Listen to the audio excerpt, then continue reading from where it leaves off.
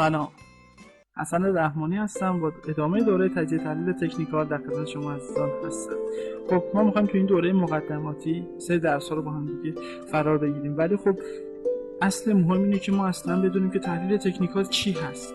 ما که بفهمیم تحلیل تکنیکال چیه، میتونیم خیلی راحت‌تر با اون ارتباط برقرار کنیم، میتونیم خیلی راحت‌تر از ابزارهای اونا استفاده بکنیم و اینکه به راحتی میتونیم ابزارها رو انتخاب بکنیم.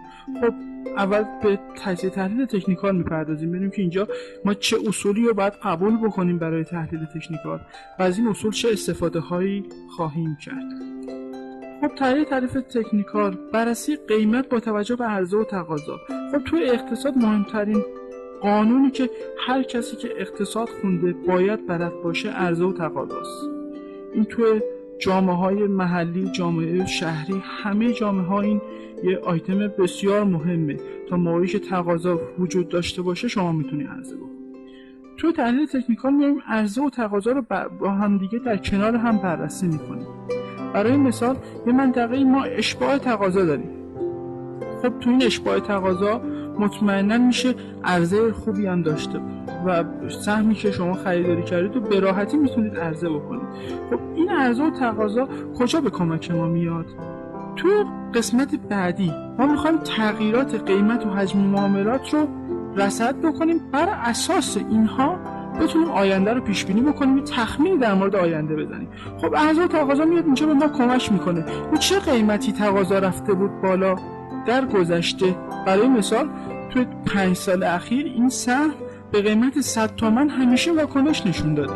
تقاضا روی این قیمت افزایش پیدا کرده. خب مطمئناً این یه آیتم مهمی برای ما محسوب میشه، بررسی تغییرات قیمت.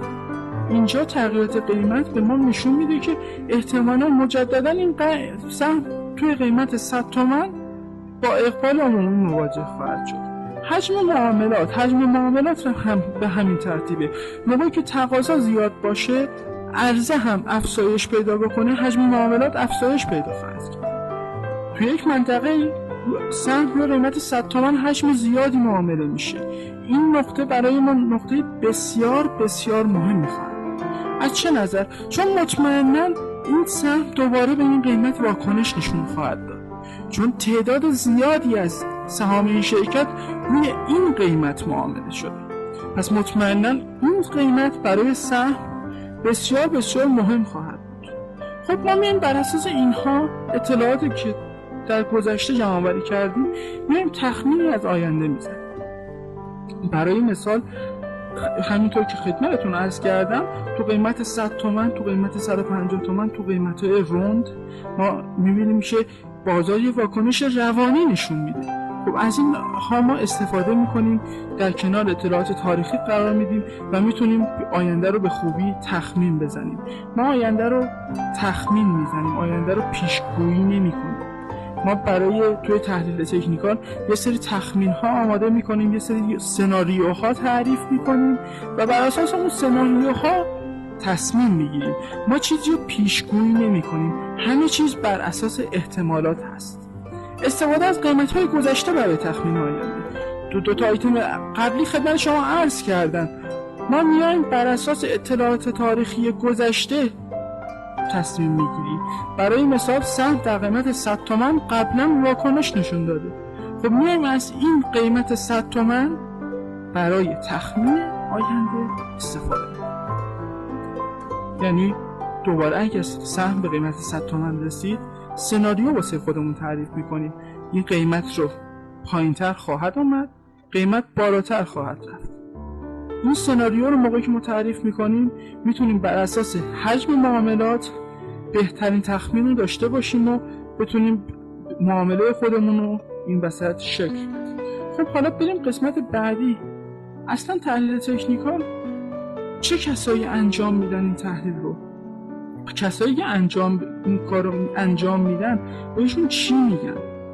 خب به تکنیکال کارها، کسایی که کار تکنیکالی انجام میدن عمدتاً تکنیکالیست یا چارتیست گفته میشه. اینها فقط تمام تمرکزشون روی نمودارها هست، یعنی با اطلاعات بنیادی کاری ندارند. سود شرکت هر اتفاقی واسش بیفته، کاری با اینها ندارم. شرکت از نظر عملیاتی مشکلی داشته باشه، اصلا کاری با اینها ندارم. اینها فقط براشون قیمت و حجم معاملات و هر چیزی که تو اون نمودار هست مهمه و نه چیز دیگه. خب به اینها تکنیکالیست یا چارتیست گفته میشه. شما با ابزارهایی که در طول دوره یاد خواهید گرفت میتونید هم یا تکنیکالیست باشید یا اینکه کسی باشید که فاندامنتال کار میکنه ولی نقاط ورود و خروج خودش رو بر اساس تکنیکال تعیین میکنه. خب من این درس رو تا اینجا به اتمام میرسونم. با فایل بعدی در خدمت شما عزیزان هستم. آرزوی موفقیت دارم براتون. شاد باشید.